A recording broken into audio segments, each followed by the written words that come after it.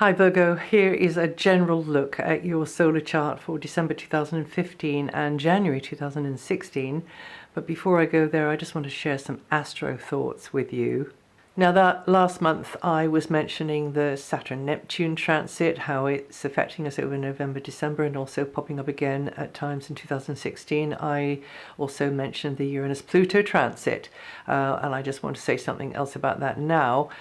These two, of course, are behind the general change, meltdown in some cases, huge radical change going on across the globe, culturally, economically, socially, to do with belief systems as well, especially now that Saturn has come into Sagittarius. I'll be saying more about that in the stars for 2016, which are coming out very shortly now. I just want to mention in the first half of December we have Mars in challenging aspect to Uranus-Pluto. Mars can be a little bit of a trigger for these two, and tensions that are pushed down beneath the surface inherent in the Uranus-Pluto aspect will emerge, will get pushed up, like tectonic plates kind of buckling and crunching against each other, and then explosions of sort of like, the tension or the volcanic eruptions, and of course it's for a fleeting time. It's just over the first half of December. Every time Mars comes around into a cardinal sign, the same thing's going to happen. Has done in 2015, will do in 2016, and of course in 2014 and 2017, because the Uranus-Pluto transit, even though it's no longer exact, is going to rumble on for a few more years, and we will see the effects globally of this. And those of us who have been on the planet a long time can really see the distinct and marked changes going on, and just how things are run, and not only that, but how the general tone of the way humans are one with one another, coming more from the mental side, the intellectual side, and far less from the heart side, because of course through the internet and through texting and blogging, and we are using our left brain a huge amount more than just meeting people down the pub. So anyway, that's a whole other subject. I just want to mention Mars coming onto here, triggering these two, might be minor in your life, but I'm just looking at the global sort of situation here. The tension build up could, is always looking like a pressure cooker for a way of release. So this could bring out the harsher side, the manipulative, controlling, unscrupulous side, particularly when Mars and Pluto get together. There's usually sort of underhand dealings going on. Or if it doesn't feel like that, then it can just feel like that one has got one's arm twisted up behind one's back because of some kind of emotional blackmail. Now, of course, we can bring these things on ourselves as well, feeling conscientious and obliged, etc. But just want you to be aware of that. So going back to the worldwide sort of influence of this, you can get an idea, by the way, of where these are in your natal chart, if you have it, by seeing which house they are in and then looking it up online. There's a plethora of information now online for everything to do with astrology, so just find it online. I'm going to tell you where they are in your sun sign forecast a little bit in a few minutes. So the global effects will involve, again, the banks, the governments, the financial property markets, the establishment, the status quo, and of course there's many in these sorts of positions that don't want the power base to shift, and they are in the habit of steamrolling over our universal freedoms. And of course the internet's going to come up as well, in this sort of way, as well as maybe radio and TV, because of Saturn being in the communication sign as Sagittarius. But so one side will tend to feel sort of outraged and victimized, and the other will seem, that they will they will not have a conscience. They will see it as their inalienable right to do these things, and will seem quite ruthless and only concerned with maintaining the control that they are used to, because they're trying to balance the books, or they just see it as they know better. And then on the flip side, energy levels can be very, very high with Mars Pluto, I have to say. So in your personal life, if you do have a mountain to climb, if you have a fight on your hands, then under this transit, much can be achieved, and you will possibly win as well, because even though Mars is in a contentious sort of angle with Pluto, it's a sort of energy that you need, which is very stubborn, and it's energy that will dig its heels in and help you. It depends on where Mars Pluto, of course, is in your chart. So for some people this will be minor, for others, and then you'll notice people around you that you know are getting it more strongly because of the degrees. It's always to do with the degrees of these things on a planet or on an important point in the chart.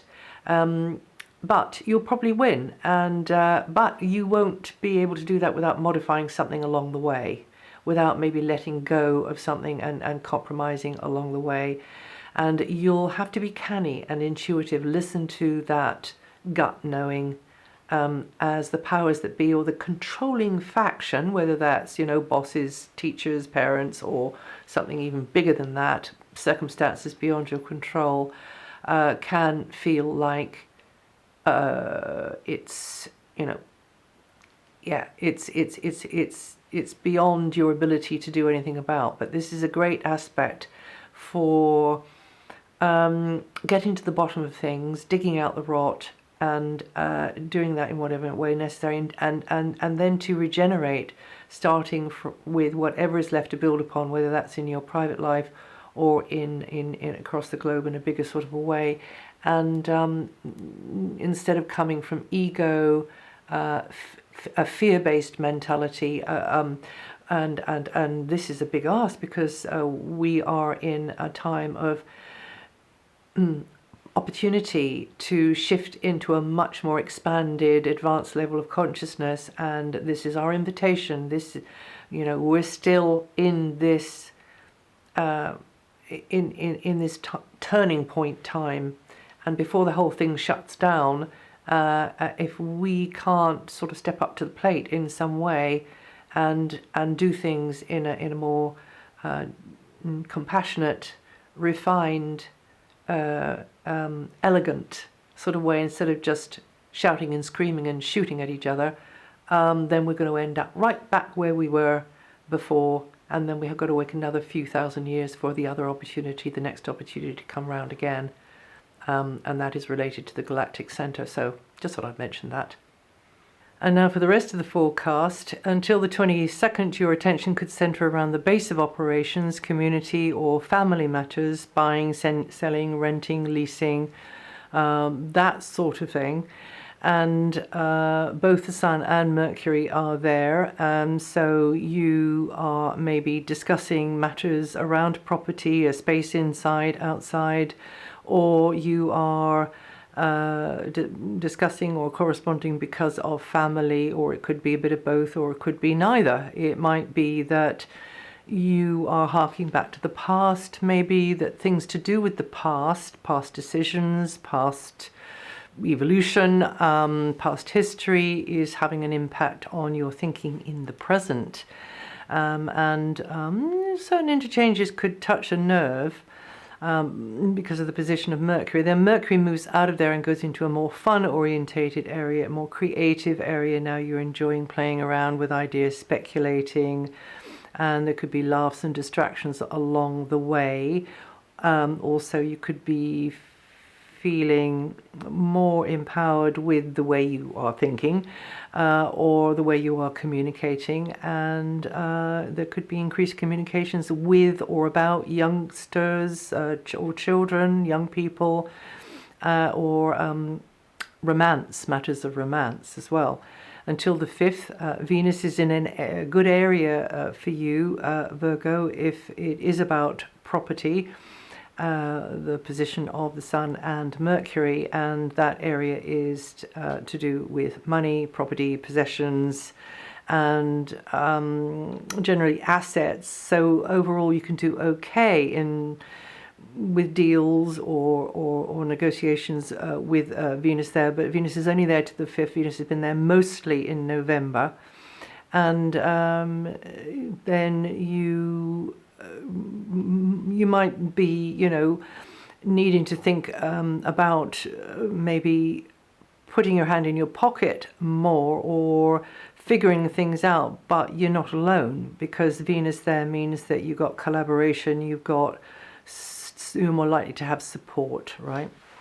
And then from the 5th, Venus goes into a very sociable sector. It's about communications, it's about toing and froing, but it's also about meeting and greeting, mixing and mingling, and as well it means that you come across in a way that others appreciate or others just are attracted to with the way you're communicating. So again, this is good for making deals, negotiating, diplomacy, promoting, etc. And then Mars is for all month in the area where you have to get active, you have to make decisions and get active regarding the piggy bank or regarding property, property matters, or regarding assets and resources. So tidying it up, organizing it, ditching it, maintaining it, or getting your hands on more. But watch your step, because you could spread yourself a bit thin. You could be too hasty at times to make a decision over this very materialistic area. So that's just a word in your ear. And then from the 22nd, the Sun moves into a brighter, more upbeat area, the same area as Mercury moved into on the 10th. And that gives more emphasis, once again, puts more center stage, imaginative, creative activities, but also the affairs of children, young people, and romantic partners as well, or anything to do with leisure or pleasure, anything which is empowering, anything like that you find fun or personally empowering. Okay, and then that carries on over into January. And then in January, right from the very beginning of January, Mercury goes into a very practical area. So the Sun is feeling speculative, creative, quite sort of buoyant, but Mercury is actually thinking, okay, it's all very well having these bright ideas, but how is this going to be achieved? So it's looking at the nuts and the bolts of the situation, and could have contact with service providers and co-workers, colleagues, employers, more likely with Mercury there, or discussions related to them or with them, or it might be therapists,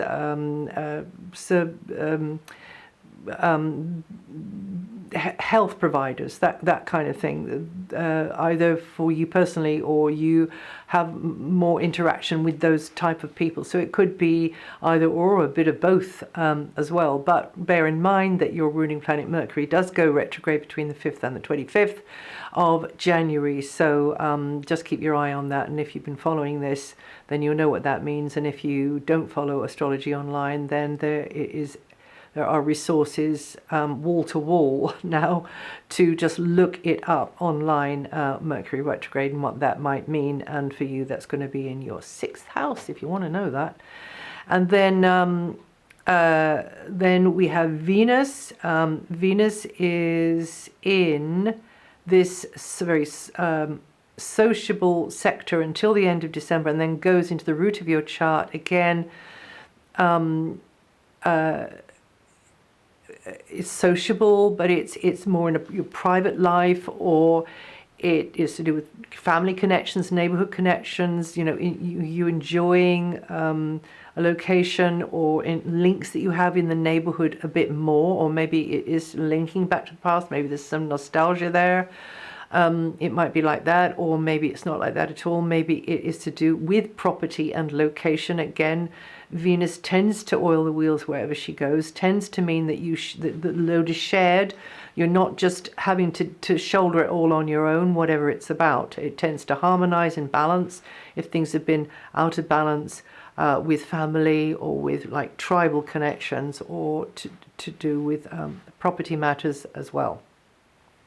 And then right at the end of, or towards the end of the month, the 24th, Venus moves out of there and goes into what I call the house of fun. So a feeling of, again, that romantic feeling coming in, or that feeling of being appreciated, being sort of a bit more center stage, coming in there, even though the sun is in quite a practical sort of area. So is Mercury at that time, but your position of Venus is going to be in this.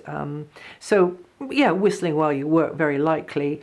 And then Mars is going to be in an extremely sociable area from the 4th of January, and meaning that, again, meeting and greeting, connections, linking, gathering information, they're all going to be quite key themes there. From the middle of the first week to the middle of the second week, things might be a little bit heavier going there. But that is brief and fleeting. Now, for the rest of the planets, Saturn, Jupiter, Neptune, Uranus, and Pluto, they're all going to be in the same positions. Saturn is in at the root of your chart until late 2017. So because of family, or to do with location, property, you've got to work harder. Or it might not be like that. It might be a number of things, because actually it's just over 2 years. It's just over 2 years. So it might be that you are working quite hard because of a property, or because of a neighborhood or a community. It might mean that you don't feel as though you are in the right community, or things with the family are challenging. It might be like that. So you can work steadily, because wherever Saturn is, she likes to work steadily on improving things. And this means that you could really, get it how you want it to be, and be quite proud of your achievement at the end of the transit. And anything that you've just been tolerating regarding your domestic setup, place on the map, or maybe to do with family or extended family, neighborhood, will need your attention, but it might be like that a little bit. But also underlying all of that stuff is your inner life, and your emotional connections with the past, to do with the past, and your emotional patterns to do with the past. So it's tying up a lot of loose ends, and maybe, lifting up that rug and seeing what's been swept under there from the past. You Virgos born the 28th of August to the 4th of September, always 6 to 12 degrees rising, going to feel that energy the most. And in January, you Virgos born the 3rd to the 7th of September, or the 11 to 15 degrees rising, going to feel that energy the most. Jupiter is in your sign. So Jupiter now, yes, Jupiter can bring abundance. Jupiter can bring potential. It is definitely a time for you to take that extra step, into the unknown, sometimes in a way, and just spread your wings. But also Jupiter is the learning through doing planet. So how do we learn? We learn in the school of hard knocks. That's called planet Earth. So it's time for a real growth spurt. This is true, but you might have to separate the wheat from the chaff when you are making decisions about which is the best way to go. And just avoid, trusting to luck and overlooking important details that you didn't think through at the beginning before you signed on the dotted line, as it were. You Virgos born 12th to the 16th of September with 20 to 24 degrees rising are going to feel that energy the most in both December and January. And just a quickie on Neptune in your opposite sign. Again, you very much, it's easier for you to become the prop that others lean on, or you put somebody on a pedestal, or you ignore aspects of a situation, a place, a person, because you think that they are not worth consideration. That again is some of the ways that Neptune can distort things. So whether you are, idolizing, or actually, it's so far away from your thinking you don't even go there. Sometimes you might have to just screw your head on properly and actually really, really think about. I always go by the, by their fruits shall ye know them maxim. Well, it's out of the Bible, I know, and I don't often quote anything or even remember anything actually that was in the Bible, but I find that to be a real truism. You can really rely on that one. You can see how things are panning out, and that's how you can really, really evaluate somebody's worth, somebody's importance in your life, or maybe in all our lives. So stronger boundaries are going to be necessary, setting those boundaries in place. This is a very long transit, so for you close to where Neptune is with your sun, I can't know about any other planet, but just on the sun, you'll be asking these questions, these deeper questions, and feeling this sensitivity to maybe be your boundaries being a bit weaker and you being more like a sponge, sort of, absorbing other people's moods and feelings around you, and thinking, oh well, I'll just lend that, So separating the needy from the greedy is a very, very good idea. And you Virgos born the 29th to the 31st of August, or with 6 to 8 degrees rising in December, and not very much different, the 29th to the 1st of September, or 6 to 9 degrees rising in January, you're going to feel that energy the most. And just for your information, Uranus is in the 8th house, and has been for many years, and will be for a couple of years more, and more than a couple, and just more than a couple. And Pluto is in the 5th house, and will be for a few years more. Uranus in the 8th might mean sudden letting go of things, sudden change, sudden move, sudden gear changes in your life, sudden insight. That type of thing. And Pluto in the 5th is likely to mean that there is radical, life-changing events happening because of children, through romance, because of a romantic partner, or because of